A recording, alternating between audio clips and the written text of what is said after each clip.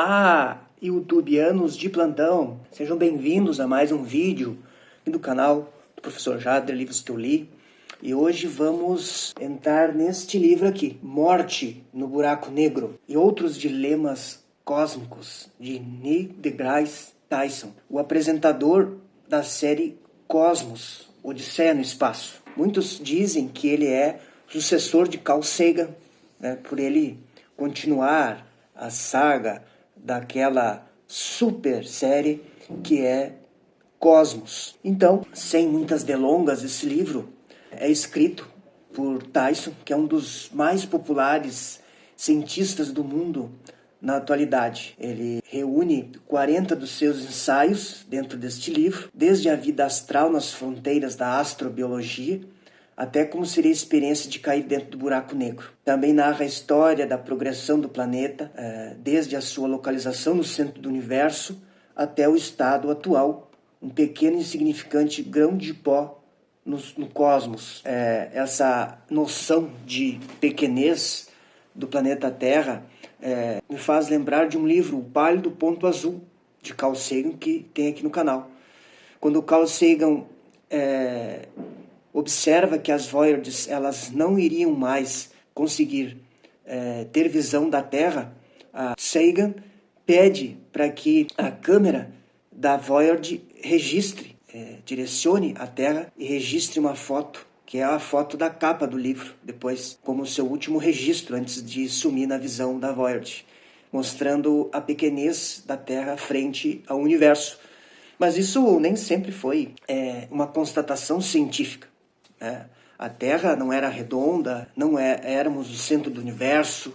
Então, de lá para cá, muitas coisas aconteceram desde que o ser humano se conhece por si só, com o apoio da ciência.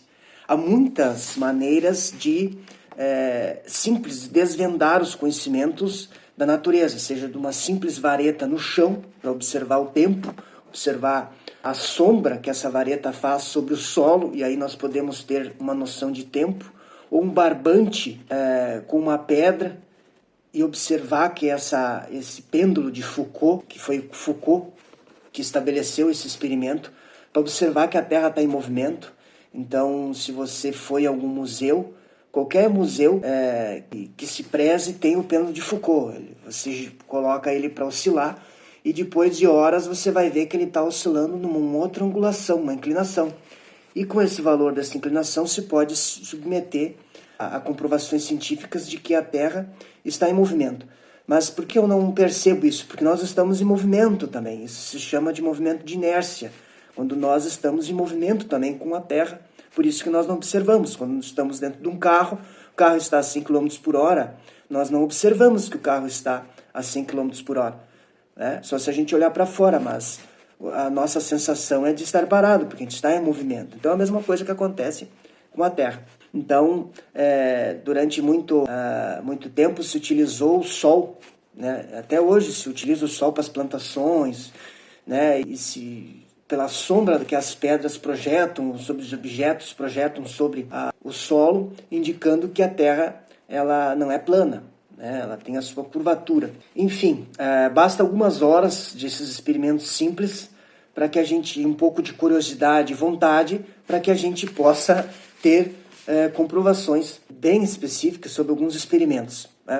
Mas nem todos os experimentos são tão simples para a gente observar. Como os fótons a gente não enxerga, porque a vibração deles não está no visível. Eles são gerados principalmente...